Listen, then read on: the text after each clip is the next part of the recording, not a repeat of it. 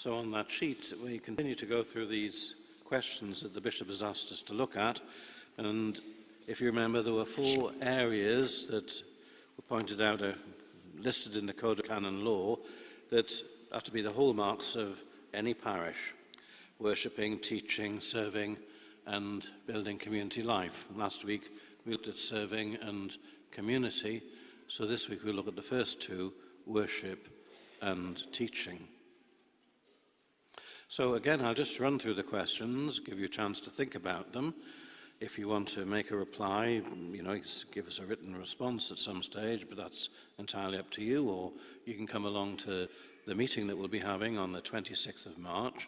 That's a week on Thursday at 6:30 at St. Joseph's School. So the question's under worship. This is about celebrating the sacraments as places of encounter. How do people experience our masses and sacramental celebrations? How do we think this might change in the next 5 to 8 years? How do we support families before and after sacraments? What helps people stay connected after moments of encounter?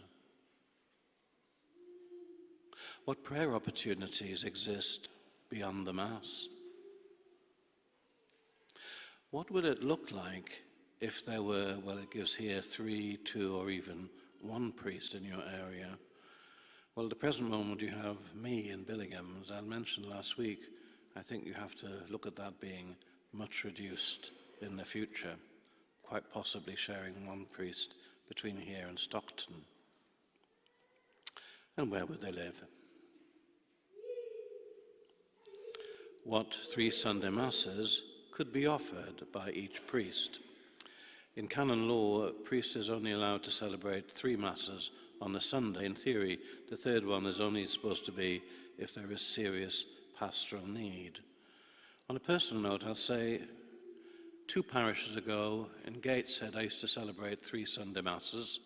And to be honest, by the end of that, if I had a baptism, sometimes I had to celebrate the African Mass, because we had an African Mass in Gateshead. Well, by the time it got to tea time, I had to lie down in a dark room with a damp towel pressed to my head. It's exhausting celebrating 3 Masses. And then if you've got baptisms, and if you have an evening service, I was also chaplain to the Association of the Eucharist, so we had exposition every now and again as well. So you have to think about that. And that was 20 years ago. I'm a little bit older now. Just a little bit. How might worship continue if we had no resident priest? Are we burying more parishioners than we baptize? We only bury dead parishioners, I'll let you know that.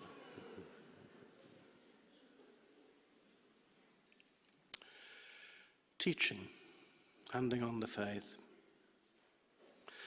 How are people of all ages in the community growing in faith and their understanding of it? And again, how might this look in 5 to 8 years? How do young people learn, lead, and serve today? And how might we strengthen this in the future? How do we work with our Catholic schools now?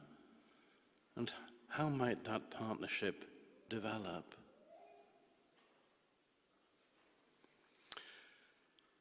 Our catechetical programs, that's the stuff, of course, about preparing people for the sacraments and their growing in faith. How sustainable are these? And then finally, how are we preparing for future leaders and catechists? So those are the questions that we are asked to look at. And as I said, if you want to write something down, you're welcome to, and hand it in. You're welcome to come along to the meeting on the 26th of March. We'll look at these questions, the ones we looked at last week. We'll look at a few more things this Sunday coming as well to consider, and we'll also be looking at what we're thinking about St. Joseph's Church, all in that one meeting.